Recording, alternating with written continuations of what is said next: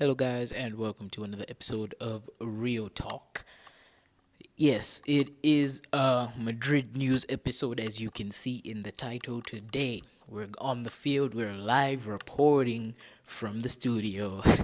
So, we've got some interesting headlines. It's been an eventful past, I think, a few weeks for Real Madrid, and I'm actually doing a walk and talk episode. So for this episode, I'm not sitting down at my usual setup. I'm with a mic. I'm just moving around, connected to my laptop here in my backpack. So let me not waste you guys' time. Let's get into it. So the first topic I wanted to start with, of course, is Kylian Mbappe. What can I say about Kylian Mbappe? Ooh, lovely, lovely, lovely Champions League week. For those of you who are still not aware, maybe you're living under a rock. We beat Kairat Almaty 5-0 in the Champions League this past Tuesday. Beautiful game, beautiful, nice response to the fans after what I'm going to get into later on, the Atletico Madrid game. Beautiful performances all round from most of the players, but as I said, the highlight of that game is Mr. Kylian Mbappe back in his scoring ways. I say back even though he did score over the weekend against Atletico, but when I say scoring ways, I mean like major scoring. This was a good week. This was a good match, for us, for the team to go out there and for them to like show us that we know what we did wasn't the best of like results to give you guys, going away to the to Atletico Madrid Stadium, the Wanda, and then losing in that light. But we're gonna make sure and assure you that that was a blip. We're not gonna lose our full, tactical setup and our full mojo in this season. We're not gonna just start losing all of a sudden. And then this game, it was just kind enough that we had a smaller team to play over the Champions League week that we could, get a win against. It was very nice. It was a very good game. I didn't watch the first half. I watched the second half. And I found it funny because I didn't watch the first half, but the first half ended 1-0. And then I come into the second half and then I just see like 2-0, 3-0, 4-0. And then towards the end, Brahim Diaz scores the fifth goal. Fourth goal was Camavinga. Beautiful assist from Rodrigo. Beautiful header from Camavinga. Mbappe got the hat trick. He had a penalty. Then he had the two shots. But all around, lovely game, good play, but there's one man, and if you're reading the title of this video, this title does not just say Madrid news. There's a man who we have to talk about, and we'll get to him in a little second there. We'll get to him in a little bit. The next major news that we have to talk about today, apart from that, of course, is that unfortunate result over the weekend. Real Madrid did lose 5-2. I haven't been doing a lot of match reviews and previews this season of Real Talk with the season 2. It's because I'm trying to do like broader topics and like more topics like just away from the the usual match preview, match review, because that I feel like that centralizes more content for the YouTube as opposed to like those of you who graciously, and I thank you for listening to this not on YouTube but on like Spotify, Apple Podcasts, Deezer, Podcast Index, all of those sites. I feel like when I do these match previews and reviews on those, it's very hard for me to encapsulate the perfect time of the video, like the length of the episode and all that. So I've been trying to do more broader content, more things that can be balanced, both as a podcast episode and a YouTube video. So that's why I haven't been doing a lot of match previews and reviews. And also, I just haven't really had the time to watch all of the games. I usually just watch highlights and then maybe go watch the game after if it was a really important game. But I did watch, and I'm going to say unfortunately, I did get to watch the Atletico game this weekend. That was Saturday, I believe. It wasn't the best of games, I'll be honest. We all saw how the game went. I didn't do a review for that one because... Oh, I did do the review, actually. I just remembered. Sorry, guys. I said this episode is like actually a mobile episode, and I'm not even joking. I'm literally taking a walk as I record this episode because I just realized that I did not record an episode for the podcast this week. So, I did do my review of that game. You guys heard what I said. I had a lot to say. I just remember it was a very emotional episode because I just did it immediately after I watched the match. But basically, my takes from that one is just, we had to do better in our defense. We had to do better in our midfield, the cohesion, our attack needed more communication, and our team as a whole, and our Xavi Alonso's tactics, he needs to have the best tactics. Because for me, how I see it is that this was... This was the big match. This was the first test. This was the litmus test of our team. This was the match that, we had already had wins. And I said it in this episode. You guys can go listen to it. I said that we've had wins and we've had like games which we've played well. And of course, we went 7 games unbeaten up to that match. But we hadn't played a genuinely big team. And we had a slight scare with Marseille. because they are a majorly big team in France. So they challenged us, and we saw that game went. They had a lot of control in the second half. We were lucky, and I'll be honest, we were lucky to get away with that penalty in the second half that gave Mbappe that chance that ultimately made us take the lead and win that match. But we had our first test against a big team, and a very big team in Spain, big team in the league, and big team in Europe, genuinely. And Atletico really needed a win in that match. And it showed, because it showed to me that if up to this point we hadn't played like a major, big match, and the team we're playing in that first match is a team that has passion, and then we get beaten like that, it starts to make you worry. Like, what about when we play Barcelona? What, they're a big team, and then what if they also have the passion to beat us so that they can like get higher than us on the table, because now they are higher than us on the La Liga table by 1 point after their win against Real Sociedad. You see, so that was the mindset I was in. So basically, that was not the best of games. Mbappe scored, and Arda Güler scored, and then Julian Alvarez had that brace. Roloff scored a goal. I think it was Lenormand scored a corner. I don't need to talk about that match, but yeah, I actually forgot that I did do an episode about that. So it was one of the big news targets. Another big news target so far from these past weeks is, unfortunately, in the Champions League game, Danny Carvajal. I don't know how I did not talk about this. I've been meaning to talk about this. Mr. Danny Carvajal got himself a little bit rage baited. And for my older audience that doesn't fully understand the meaning of that word, you can just go ask your, millennial child. This great podcast guy who I listen to, just told me that my player got rage baited. What does that mean? And they'll, humbly explain that for you. But he got himself a little bit rage baited and got a bit angry, and it got him a really mistimed suspension from our team. And then, unfortunately, in his game back against Atletico Madrid, not his game back, but the game after that against Atletico Madrid, on top of being suspended for our next Champions League game against Kairat, he had got himself injured, so he wasn't even playing it. So I think it's like, I have a little conspiracy where he just didn't really want to play that game, because how are you going to get a red card? And then, you've been told that you won't play the next game. So the next game outside of that tournament, you get yourself injured. And then, of course, we all know that, unfortunately, Trent Alexander-Arnold also has that injury, and so we're now away from having both our right backs. And it's going to be a tough October. I think we have Villarreal, should be Espanyol. I need to confirm that. And then we have Juventus in the Champions League. And then to end the month, we have the big game, the El Clasico, on the 26th. Will I be watching that game? Stay tuned and find out. The next thing, of course, is some good news. Eder Militao is back in training. He's getting back in training. I heard some rumors that, he's feeling a bit better. He still feels a little bit of strain in his ankle, but it wasn't too serious. And we thank God for that, because, he already pulled both his ACLs at this point. It's like, just have a leg. It's almost like the football just wants to keep his leg, like leave his leg on the field, because they kept taking him out. But there's some rumors that he's back in training. Hopefully he's okay, he's fully fit, and he can get back to playing, because I actually do love how Militao plays. And I loved how he played in that Atletico game before he got injured. It's just unfortunate, man. You always love to see Militao, Rudiger, back in action. Even Alaba. I know some people hate on Alaba and want him to leave. I can't have him leaving the team, but if he's good, I do love to see him when he's good. So, yeah. Some transfer rumors are heating up, and these is like beer tier. So don't give me no like Fabrizio. Don't take this like Fabrizio type of knowledge. This is just like some some X level. When I say X, I mean Twitter. X level, like conspiracy rumor transfer news. Apparently, Xavi Alonso is trying to persuade the club to sign Michael Olise, and my feelings on that are I was actually at first very on the fence, but then I thought about it. I said, a certified right winger who can just play on the right side seems like something we need. Really does seem like something we need right now, because to be honest with you, the current state of our club, I love this little Arda Güler right side thing he does, or Mastantuano, but if you tell me like, could we get Michael Olise, I would love that. Just a certified right guy on the right wing, because Rodrigo would be there, but he loves playing on the left, and I'm just tired with this saga, bro. Honestly, those were my thoughts. I don't know if I released an episode talking about that. I said I'm just tired of this whole, I want to play on the left wing, not the right wing, so we just give you that left wing. You can fight with Vinicius. We'll stop forcing things there. I made my peace with that.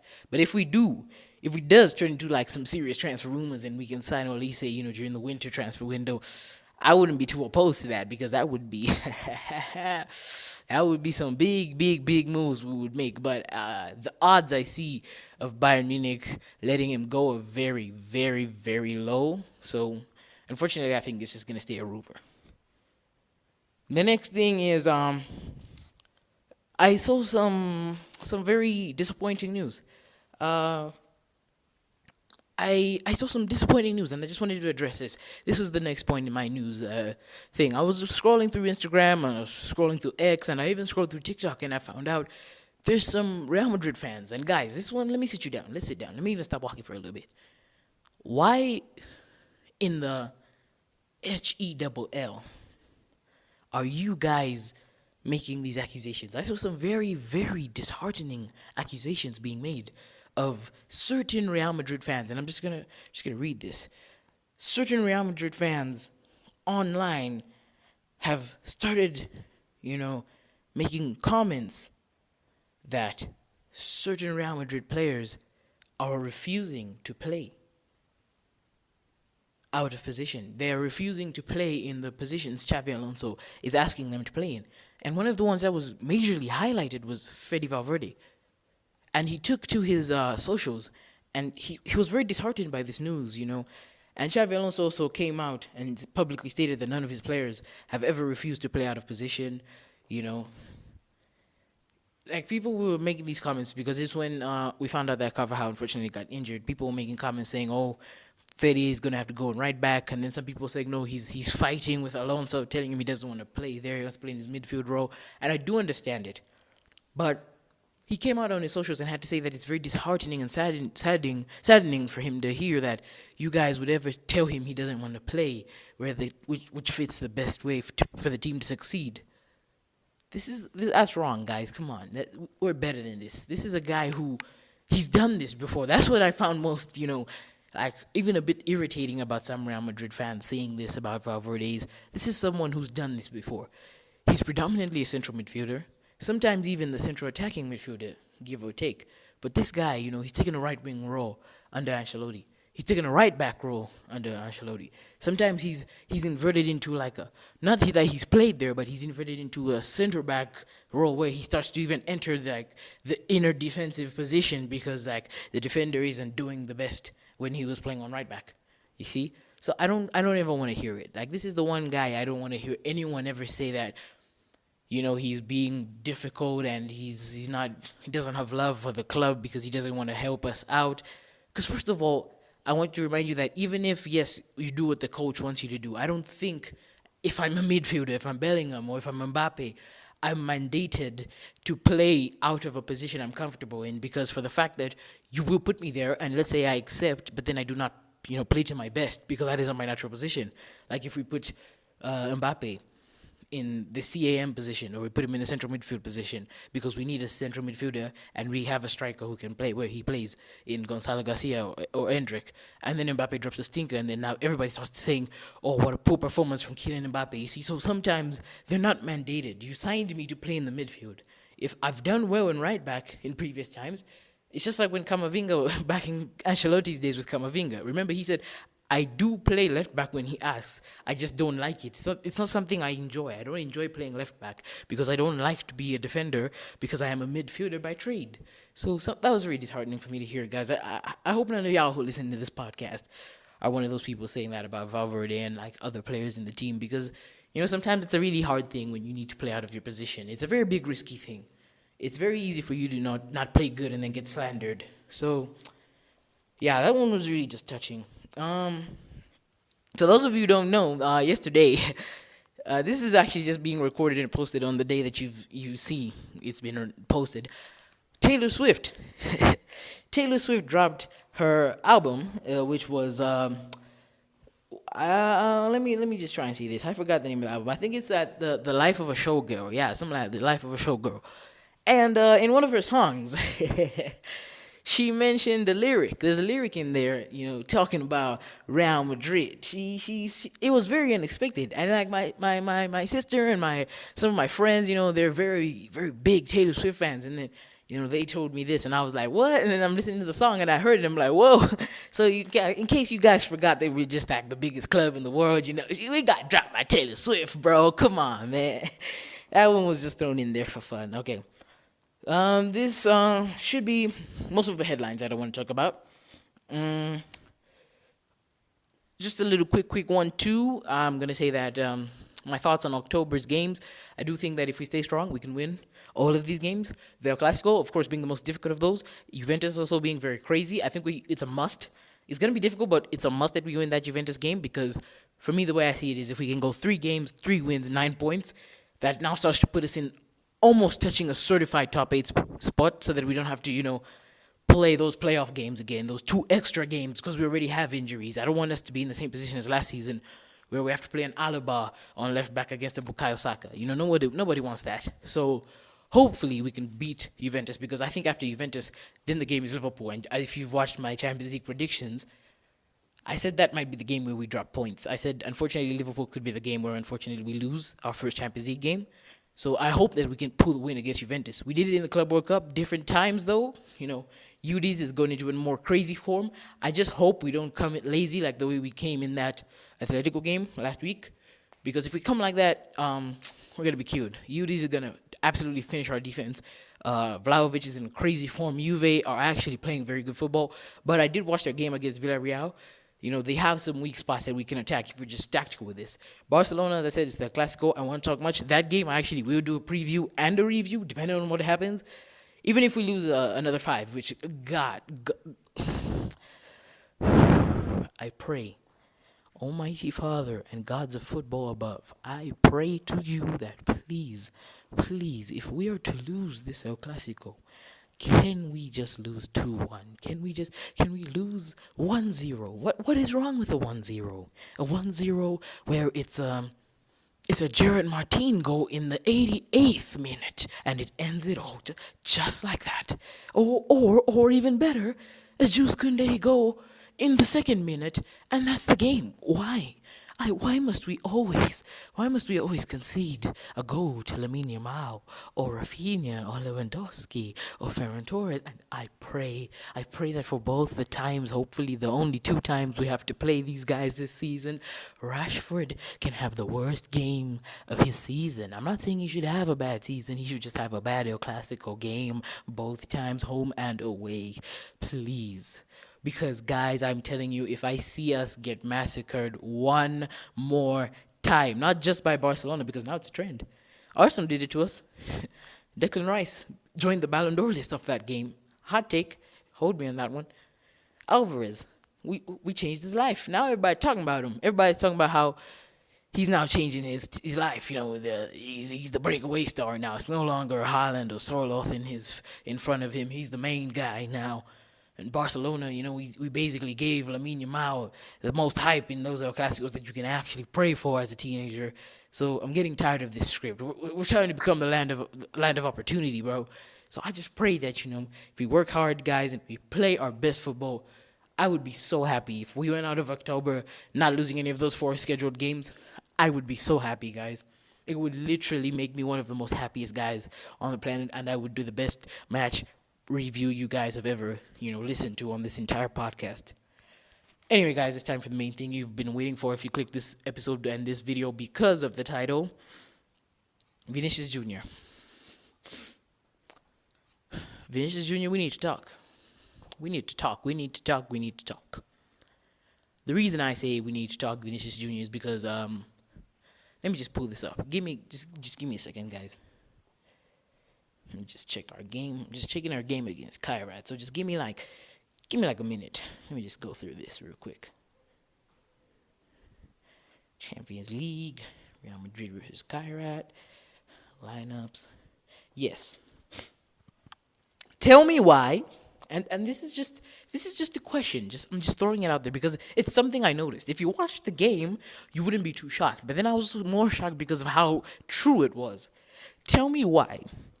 In our game against Kairat, FC Almaty, Courtois has an 8.2.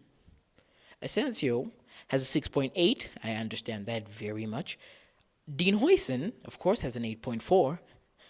Alaba has a 6.8. No, not really the biggest shock there. You don't expect the Miles Keane, same. Fran Garcia has a 7.1. Mastantuano has an 8. Very good for him. Ceballos has a 7.1. Tchouameni also has a 7.1. Arda Güler has a 7.8. Mbappe has a 9.2. Now tell me why Vinicius Jr. was subbed out in the 70th minute and had a 6.3. This was disheartening. This pissed me off because now, as you can see in the title, guys, Vinicius, we need to talk. Do we have to start having those conversations? Those conversations that, people were muttering around me last season. Mbappe's team now. He's never going to be the same. He's over. After the Ballon d'Or, he's gone. Vinicius Jr.'s career is over at Real Madrid. Just sell him to Saudi and get that big check. Should we start having those conversations? I don't want to. I'll tell you guys, I don't want to. I don't want to sell him to Saudi. I've never wanted to. I never will. Even if they brought me $1 billion. Okay. I'll back up. I'll be honest. If they came with $1 billion and said we want Vinicius Jr., bro. I mean, we have Kylian Mbappe though. Don't hate on me. You don't do it. You do it. I swear. Barcelona right now. I'm calling it. Barcelona would sell Lamine Yamal without a shadow of a doubt for Billy. Man, they would sell Lamine Yamal. They would give that 10. They would bring back Ansu Fati from Monaco and slap that 10 on him if it meant a Billy for Lamine Yamal, bro. I'm not shameless. You are. We all are. So, anyway, Vinicius. Guys, we need to figure it out. This left position you have, you're not looking the same. You haven't been looking the same for a while, my bro. What's going on? Talk to me. Talk to us. Tell us what's wrong. You can't use the fans. For me, honestly, it's still a factor, but you can't really use that Mbappe thing, bro. If you're a professional, you find a way. That's my 1-0 that ends all. If you are a professional, you would find a way. Messi didn't always play right wing at Barcelona. Towards the end, Messi predominantly actually started playing CAM. But the people in the midfield were still, supporting him and still working hard. He was still supposed to be a right winger, so there was still CAM on the field, but he was playing CAM, but he would make it work. Because if you're a professional, you make it work. Ronaldo was going into Benzema's striking position way back when, at the same club you play for, same team, same jersey that you put on your back. Ronaldo was cutting into Benzema's striking positions, but Benzema, unless you guys fact check me on this, I don't think he ever ended the season below maybe 20 goals. You can fact check me on that. Maybe you can check it up. But even if, I don't think he had Vinicius last season type of seasons. No, I don't see Benzema doing that. And this was different because this was actually someone encroaching into your position full on just, I'm the striker, you assist me. So what's going on, bro? If you're a professional, you adjust. Find a way. Talk it out. I'm tired of everybody hiding behind this excuse that no, Kylian Mbappe has just finished Vinicius Jr.'s career. Because if it was that easy, then you were never the best. You were never the best. We were overhyping you. You didn't even deserve that second place Ballon d'Or last season. If it's like that, if genuinely him coming in and him playing a little bit on the left from time to time, cutting into your position, which I do understand is valid. I do see some of the games where those two are shadow boxing together on the left wing. Nobody's in the striking position. Vinicius ends up getting cute because the balls are always going to Kylian Mbappe. But if that's enough to make you look this bad, where even when he's not with you, just genuinely your dribbling is looking lower.